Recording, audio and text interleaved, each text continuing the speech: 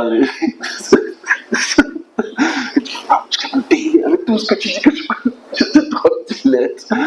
C'est le produit intérieur brut. En fait, les États-Unis ont le pays intérieur brut en trillions. Ok?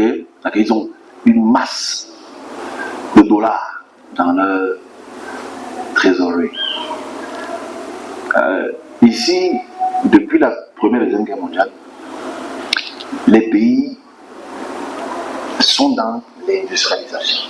Je commence par là parce qu'on n'a pas les avancements, on va voir aujourd'hui. Ils sont dans l'industrialisation qui a commencé plus tôt en Angleterre, au XVIIIe siècle.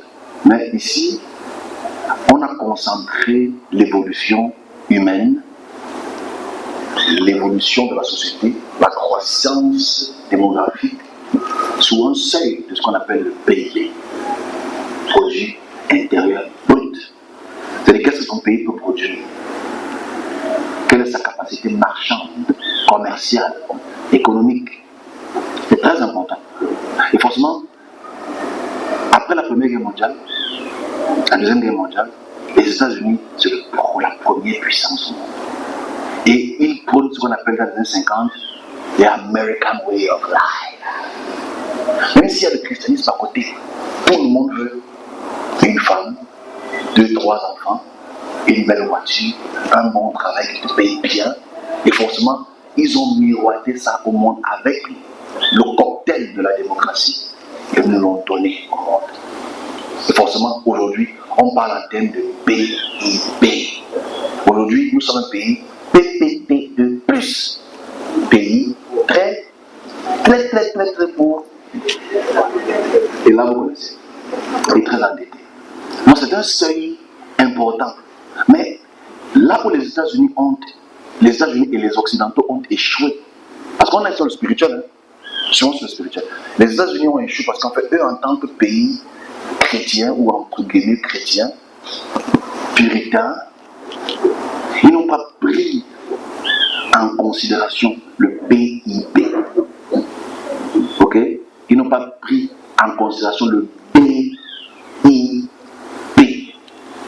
C'est-à-dire que le bonheur intérieur brut. Enfin, ils n'ont pas pris en considération parce qu'en fait, je pense que le plus gros problème que nous avons, c'est comment être heureux. Parce que le matériel ne rend pas tout le temps heureux. Voilà pourquoi le taux de suicide est assez élevé dans ces pays. Parce qu'on ne pense pas à ce que c'est que le bonheur intérieur. Pas le bonheur du cœur. Ton cœur, ce n'est qu'un organe qui porte le sang. Mais je dis le bonheur de l'âme. Parce que c'est un facteur que les Occidentaux ont carrément mis de côté. Parce que si tu as un travail qui te paye 5 000 $, tu es un homme heureux. Et nous, quand on voit ça à la télé, depuis qu'on est jeune, on voit Beverly Hills, Tortue Ninja. Tortue Ninja n'a pas été là. On voit Beverly Hills, Tortue Ninja, qu'est-ce qu'on va faire là? On voit Beverly Hills, on voit les autres, c'est on veut aller aux États-Unis d'Amérique. Moi, je pense que si je joue au basket, Casaco Divers, il me rendait malade. J'ai même mis les nattes sur ma tête à cause de ce malade mental. Moi, j'ai tué mes abdos, lui, ok? Je dis, mais on voulait être comme Arkeli. Pas Pili, hein, comment? Absolument pas. Mais on veut être comme Arkeli, on veut être comme Céline Dion, on veut être comme ces artistes. C'est eux qui nous ont fait rêver. On fume le bang à cause d'eux. On boit la colle à cause d'eux. En fait, il faut qu'on comprenne que là où le PIB est élevé, là où un pays prône la culture du corps, les hommes vont être attirés. Tout pays qui veut attirer une population prône la culture du corps, le luxe. Et forcément, nous aimons le luxe. Le luxe n'est pas un problème. C'est ce qui va derrière le luxe qui est le problème. On va arriver à ça. Très important. J'ai un message à passer que je passe par là pour expliquer. Je ne suis pas contre le développement d'un pays. Absolument pas. Que ce soit clair. Mais je dis, les États-Unis, le Canada, les Émirats Arabes Unis nous attirent à travers le luxe. Quand tu penses aux Émirats Arabes Unis, tu penses au Burj Khalifa, tu vois, tu penses avec tout ce que les filles font là-bas, snap. Tout ce que tu veux, c'est seulement aller mettre ton pied là-bas. Et dès que tu es là-bas, tu penses que non, tu vas travailler très dur en fait. Ok, tu travailles très dur. Et je n'ai rien contre ceux qui veulent voyager dans quelques jours. Franchement, le but n'est pas de vous décourager. Le but est juste de faire comprendre que les Occidentaux, depuis plus de 60 ans, nous ont attirés vers un concept en oubliant notre concept. Si tu vas en Chine, surtout au Japon, en Corée du Sud, pour lequel la mécanisation de l'école et la mécanisation du travail est tellement élevée, le taux de stress et de suicide est trop élevé. Ok? C'est trop élevé. On est sur la main. Parce qu'en fait, on n'équilibre pas quelque chose pour lequel ça fait partie de nous. Et forcément, on a mis dans ces institutions ce qu'on appelle un psychologue. Il gagne l'argent. Tu parles à un fauteuil. Ah, je te comprends très bien. Ah bon? Ah, c'est ta mère. C'est ta mère le problème. C'est ton père. C'est ton grand-père. Est-ce que tu aimes? Est-ce que tu n'aimes pas? Les psychologues jouent leur rôle. Mais les psychologues ne peuvent pas traiter l'âme. Dans la société, on a des médecins. Oui, les médecins traitent les pathologies physiques. Ok? Les neurologues traitent les pathologies du cerveau. Oui, c'est bien. Mais qui traitent des pathologies spirituelles. Pour lesquelles, si ce n'est pas équilibré, bon. Donc ici, dans notre discussion qu'on fait depuis le début de l'année, c'est une introduction, hein, parce que c'est un sujet très, très important. Et forcément, si les Occidentaux, comme c'est le cas, parce que j'entends beaucoup de choses, à tort ou à raison, que les Africains sont là pour payer, se développer. C'est pas très faux. On a tellement d'églises, mais un truc carré, qu'il faudrait qu'on les réglisse. C'est un fait. Mais je pense qu'on devrait jumeler l'intellectualité et le spirituel. Je pense qu'on devrait le jumeler. On ne doit pas intellectualiser le spirituel, non. On doit jumeler l'intellectuel et le spirituel. Pourquoi? Parce que l'intellectuel et le spirituel font partie d'un corps. Et le corps a le côté esprit et le côté physique. Donc ici, si on entretient seulement la beauté extérieure, tu mets une terrible greffe 2.0 qui touche le bas de ta cuisse. Quand tu fais comme ça, tu ne multiplies pas à droite. Quand tu fais comme ça, tu ne multiplies pas à gauche. Rien contre les personnes qui vont écouter ça, ce n'est pas le but. Qu'est-ce que tu fais de ton équilibre interne? On ne pense jamais à ça en fait. Parce qu'on est occidentalisé. Parce que quand tu regardes Beverly Hills et ses dérivés, on ne te parle pas de ce côté. Dès que tu as un problème, des déséquilibres, je parle à mon psychologue. Tu peux payer des sciences de psychologue. Paye cher, mais quand tu es un pasteur, serviteur de Dieu, ah les bandits, les goujats, les coucous, les pigis. Ok? Mais je pense pas qu'un psychologue n'a jamais réglé le problème de quelqu'un. L'ordre spirituel. Parce que ce n'est pas de leur devoir. Parce que même Freud, qui est pour moi le premier psychologue cérébral ou de l'âme, n'a pas pu régler certains problèmes d'ordre spirituel. Parce que d'ordre spirituel, il faut que la personne soit spirituelle. D'où on entre dans un sujet très important que j'exprime depuis. Au moins les africanistes, les kamites, eux, ils prennent en considération la gestion de son spirituel. Les chrétiens sont dans une religion. Ils suivent un mouvement sans se poser deux ou trois belles questions que je vais peut-être répondre tout à l'heure. Alors allons sur un sujet qui est pour moi le produit intérieur brut de notre corps. C'est ce bonheur intérieur brut que nous devons apprendre à gérer. Et en parlant ainsi, c'est aussi pour régler un problème qui gangrène certaines personnes qui m'écrivent aussi. Bon, je passe aussi par là pour répondre à la question.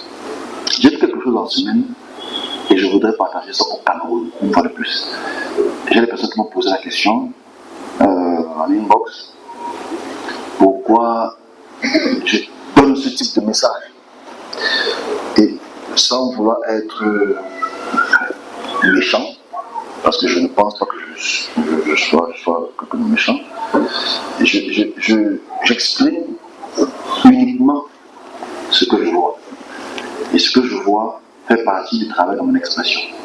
Derrière ce que je vois, je ne dis pas souvent ce que je fais de ce que je vois. Parce que mon travail est beaucoup plus important que trop m'exprimer. Et s'il y a, comme vous le dites, beaucoup de prophètes au Cameroun, beaucoup de pasteurs au Cameroun, ce qui est le cas. Il y a beaucoup de prophètes, beaucoup de pasteurs, beaucoup d'églises.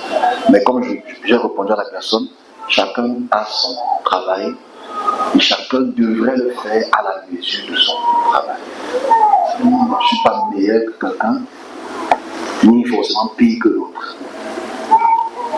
Le Cameroun traverse une période très complexe qui va, sans vouloir être très précis, parce que je ne veux pas que mon message soit mal interprété par le pouvoir en place, nous arrivons à une conjoncture spirituelle. Cette conjoncture spirituelle est la croisée de chemin. Ok? À la croisée de chemin et cette croisée de chemin spirituellement est un pain béni pour les forces, pour les puissances, etc. Et ce que moi j'ai vu va en corrélation avec un message de 2022 que le Cameroun va, une fois de plus, comme d'autres phénomènes que j'ai pu expliquer que le Cameroun vit aujourd'hui, et je vais prendre la peine d'entrer dans la profondeur, selon ma profondeur. C'est peut-être d'autres ont une plus grande profondeur que la mienne, selon ma petite profondeur, et je vais essayer d'expliquer ce qu'il en est. Alors, j'ai vu quelque chose dans les maisons de certaines personnes, à cause de cette conjoncture spirituelle. Vous savez, il y a des outils de maintenance de pouvoir.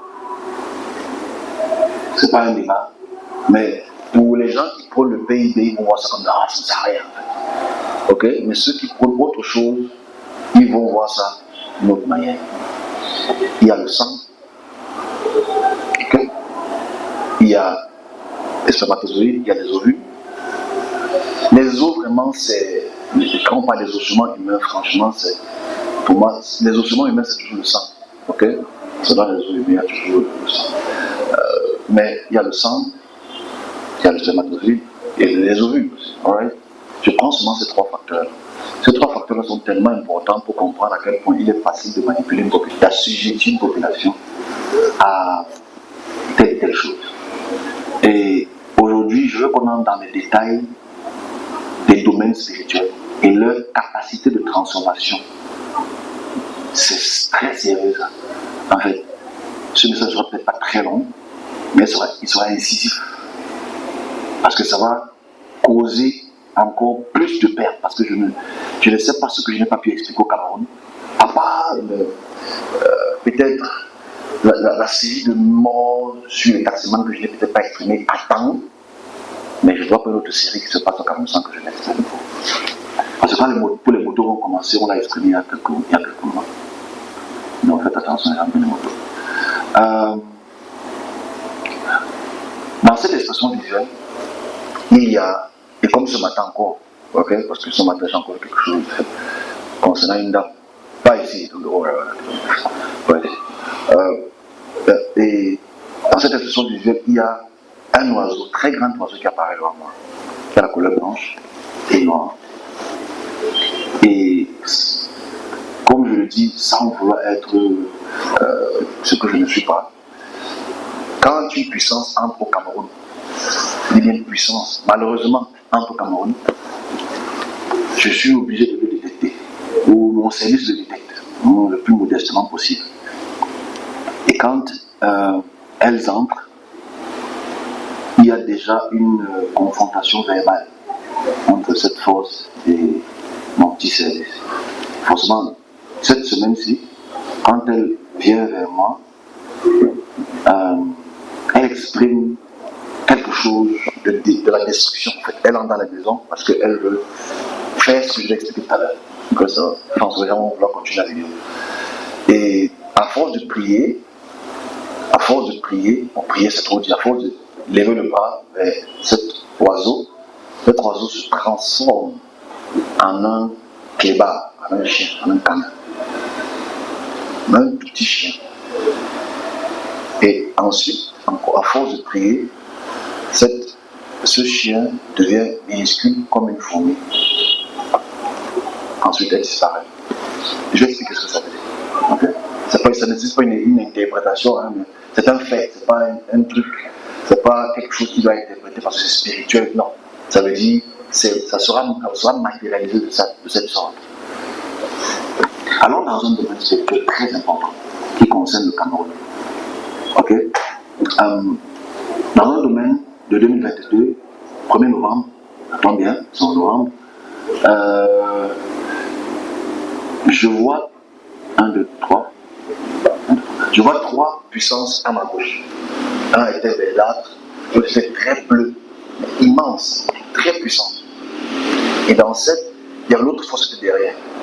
Je vois devant moi comment elles arrivent à transformer des hommes comme des animaux, irrespectifs de leur puissance.